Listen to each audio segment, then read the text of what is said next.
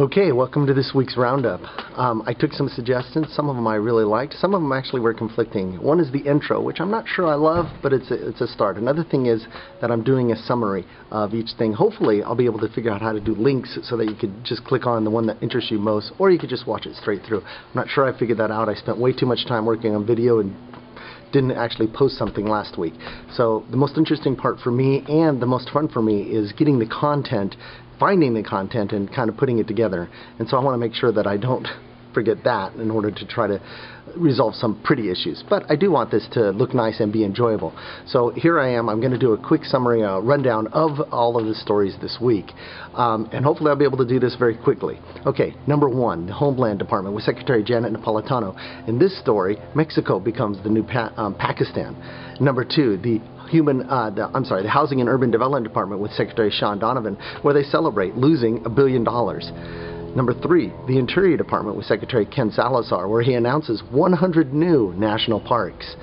Number four, the Agriculture Department with Secretary Tom Vilsack, where he joins in the fight against illegal watermelons. Number five, the State Department with Secretary Hillary Clinton, where the Libyan fighters, having finished their fight in Libya, are coming to the United States. Number six, the Transportation Department with Secretary Ray LaHood, where we find out that the airlines only make money off baggage and other fees. Number seven, the Treasury Department with Secretary Timothy Geithner, where we learn that if we buy a car from this one dealership, we could be fined $1 million. Number eight, the Education Department with Secretary Arne Duncan, where we get our national report card and we get an E. Number eight, the Education Department. Number nine, the Justice Department with Attorney General Eric Holder, where he sends a letter to Alabama warning them, don't break the law. Number 10, the Labor Department with Secretary Hilda Solis, where we find out that as the United States gains jobs, the government sheds jobs. Number 11, the Veterans Department with Secretary Eric Shinsinski, where we learn that there's going to be free food for veterans. Number 12, the Defense Department, where they have a yard sale in Iraq. Number 13, the Energy Department, where Secretary Stephen Chu brings on his inner Gandhi. Number 14, the Commerce Department with Secretary Ray LaHood, with the new Secretary John Bryson, where we learn that mom is a minority. Number 15, the Health and Human Services Department with Secretary Kathleen Sebelius, where we learn that Walgreens is one of the biggest dealers of death.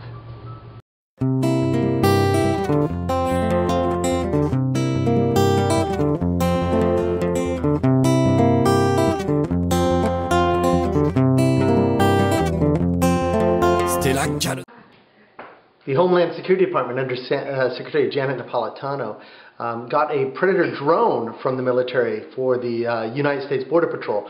Now this is really interesting for a lot of reasons. One is it's going to cost about $40 million. It's actually the second drone. I didn't realize that we already had a drone working in this area.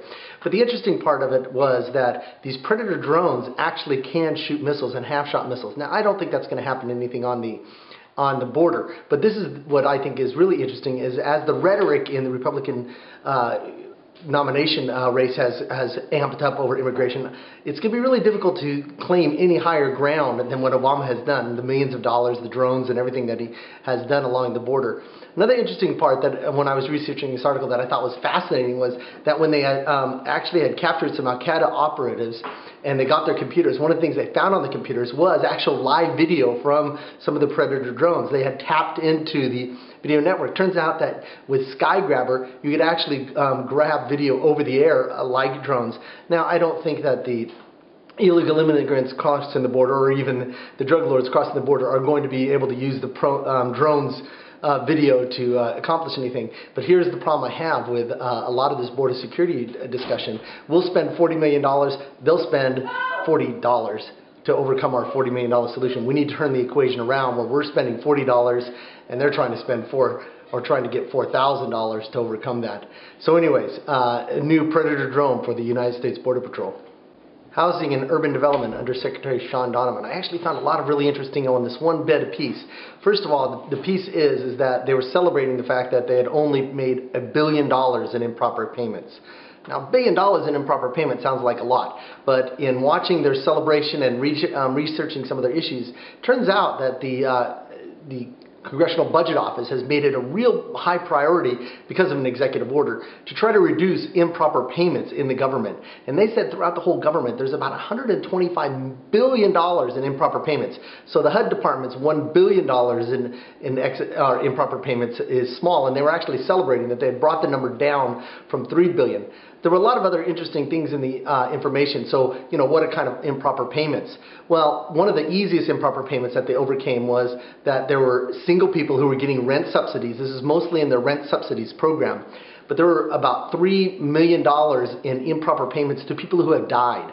So the celebration was that they had actually built a system that said, hey, look, we got access to information with the Social Security Administration, with the IRS, and let's type in someone's Social Security number and find out what we really know about them. So somebody who's getting a rent subsidy would come in and they would say, hey, I only make $10,000, and they'd type in their Social Security and go, well, we show that you've actually had payroll reporting that you've actually make $20,000. Your subsidy isn't as much. So I think it's fantastic that they're really making it a high priority and even celebrating their success of bringing down the improper payments. The Interior Department under Secretary Ken Salazar is about ready to release a report showing the projects that they're going to take on throughout the United States. He has been visiting the United States, each of the states, and is going to issue a report where 2 projects are going to be funded by the Interior Department.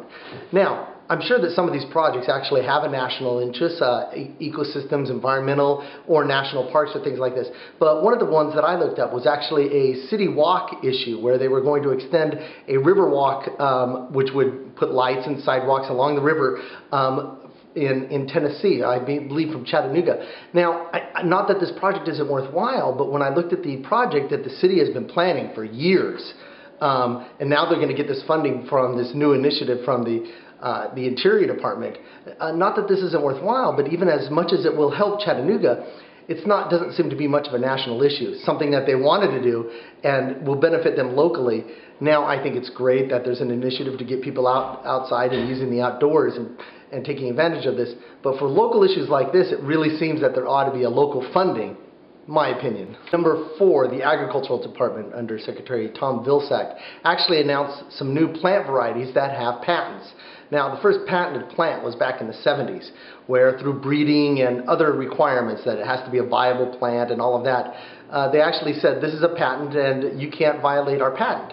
Well, a farmer actually took it to the Supreme Court, and the Supreme Court ruled that they could patent, but the farmer could take the seeds from the plants that obviously came from the seeds that they bought and reuse them for themselves. They couldn't sell them because those, that was a patented process. So there's a new watermelon out of Norway that has received a patent, and so they will receive the protection that nobody else can sell their seeds or do any plantings from this plant. So a plant patent. The State Department with Secretary Hillary Clinton. I found this really interesting issue and I was surprised that I didn't see anywhere else. But evidently, while Hillary Clinton and others were out visiting Libya after the end of the fighting, the Transitional National Congress, or the interim government there in Libya, asked that some of their soldiers be treated in the United States. So the numbers weren't really clear. It seemed like it was 22 or 24 soldiers that from Libya actually were transported to the United States and are being treated in a hospital in Boston. Now, I did find that the Libyan government is actually paying for their treatment.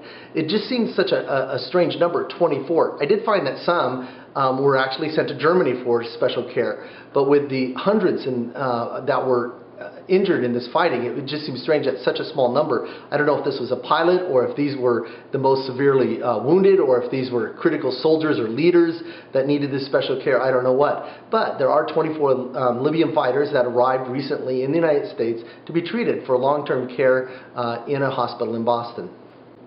The Transportation Department under Secretary Ray LaHood announced its report on what was going on in the airline industry, and I found this very fascinating because it's fairly new that there's baggage fees. There's always been fees like changing your ticket. I remember the good old days when my boss had an airline ticket and at the last minute he decided not to go somewhere. I just took his ticket, got on the plane.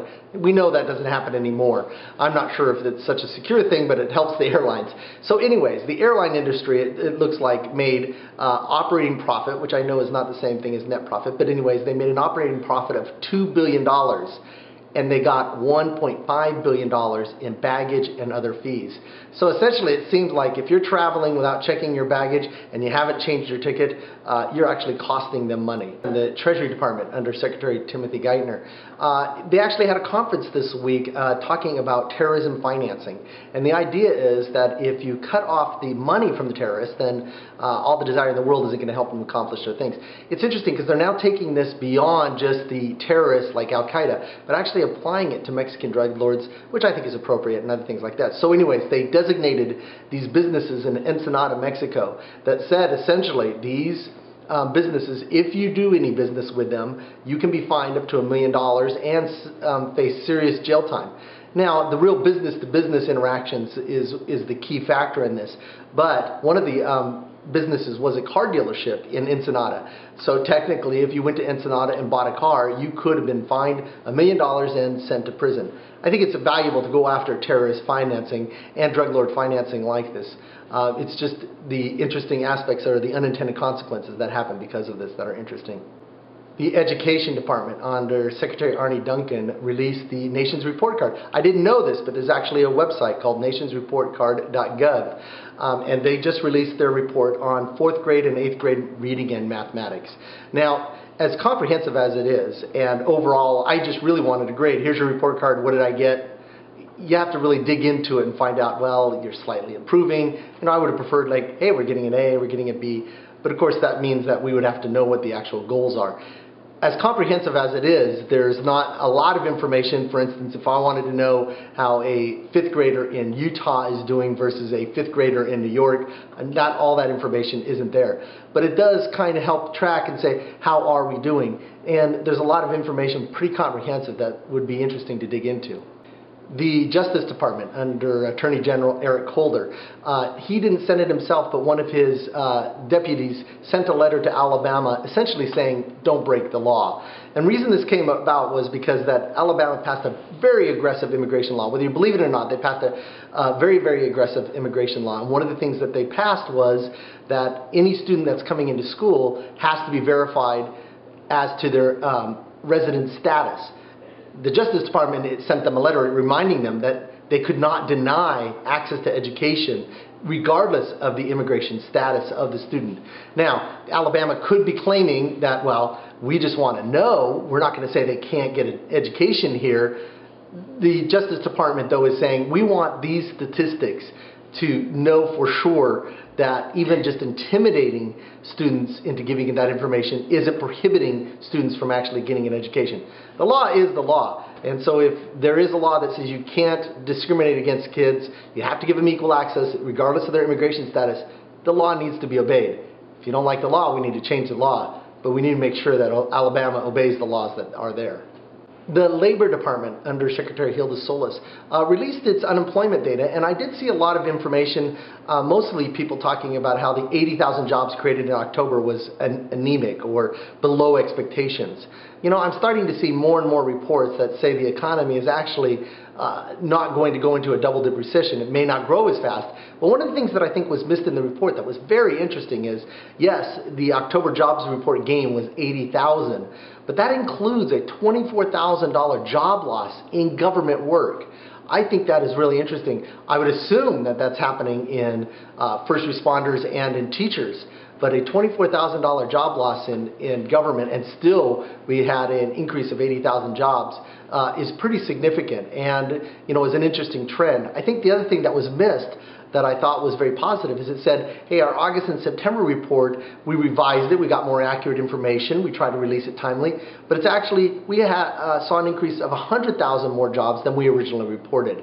Again, I don't think all the numbers are negative, and I think the trend where government loses jobs and private sector adds jobs is really interesting. The Veterans Department under Secretary Eric Shinseki. Now, I've talked in other blogs, whether you've seen it or not, about their goal, their very ambitious goal to eliminate veterans' homelessness, 100%. I don't think that's realistic, 100%. But they're doing a lot of things to try to eliminate completely. veterans' homelessness. One of the things that they've done, this is a new program, and they're trying a whole bunch of new programs, which I am very much in favor of. Try and throw out the ones that don't work. But the new one that they're trying is that veterans can come into the veteran centers, there's about 170 around the United States, and get a free meal. So if you're on the streets and you're a veteran and you're wondering where to get a free meal, well, you could go into the either a veterans hospital or one of these centers, and you can get a free meal. They're doing a lot of things like this to try to encourage people to find out what their status is and how they can get them on off the streets and into housing. It seems like way too ambitious of a goal that they'll never accomplish, but you have to applaud their effort and any thing that they do to help veterans, putting their lives on the line for us, making sure that if they want housing that they can have it, I think is a very good thing, and I applaud that. Number 12, the Department of Defense with Secretary Leon Panetta. I never realized the logistics nightmare it is to actually get everybody out of Iraq in the manner that they're trying to get them out. Now, the report that they released and talked about said that they're going to be able to accomplish this goal, but they are moving very quickly. Sometimes they're moving people just to Kuwait, and then they'll move them home. Sometimes they're moving them right back to the United States. Even though we are required to get all of our combat troops out of Iraq, there will be some troops left behind. They'll just be under the direction of the State Department as they provide security for State Department personnel and operations and projects and the like. But one of the most interesting things I saw in the report was the fact that they're going to leave behind about $200 million in equipment. And the reason is because they determined that it would cost them about $300 million just to transport it back to the United States. It would be better just to leave it behind. You would think that they'd be able to sell some of it. I don't know, have a yard sale where the Iraqis could come buy, some machine guns or something. I don't even know what they have. But anyways, I thought that was very interesting. I think it's great that they're being smart about their exodus. The Energy Department with Stephen Chu. Now, I was researching a lot of different projects that they're funding and a lot of things that they're working on. The Energy Department is, I believe, one of the largest funders of basic science research in the whole United States. And there's a lot of interesting stuff that they're doing. But I had to read this one quote because it came up on their page that told me something that they're thinking. It said here, freedom is not worth having if it does not include the freedom to make mistakes. That's Mahatma Gandhi that came up with that quote. I don't think he was talking about funding mistakes or funding loser projects or things like that. It is an interesting thing that they're sensitive to, that, hey, we're not going to be perfect here. I just thought it was interesting that they were going to put that out on their front page. I think that they ought to make mistakes. I thought they should have the freedom to make mistakes. I think they ought to fund things that fail dramatically. But, out of the Energy Department and out of the Defense Department, a lot of great things have happened. Things that, honestly, I am really glad that they funded. The two things I can think of is the Internet, which came out of the Defense Department, and GPS.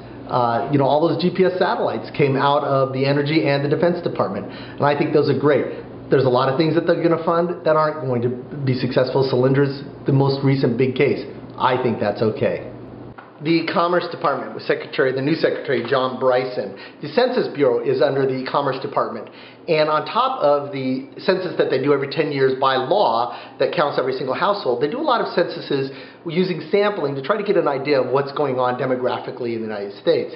And then they talk about some of the analysis they did themselves and give them data to anyone who wants to try to look for any information in there. The one little tidbit of information I thought was interesting, because I had no idea, was that for American families where there are two people in the household and there's a child under 15 years of age, 24% actually have a stay-home parent or a stay-home mother. I think it's very specifically a stay-home mother.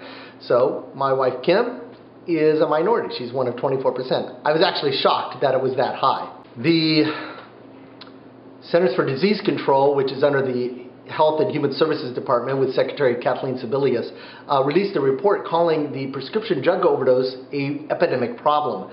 More people died last year from the overdose use of drugs like Vicodin and Oxycontin than from heroin and cocaine combined. So prescription overdose is actually becoming quite an epidemic.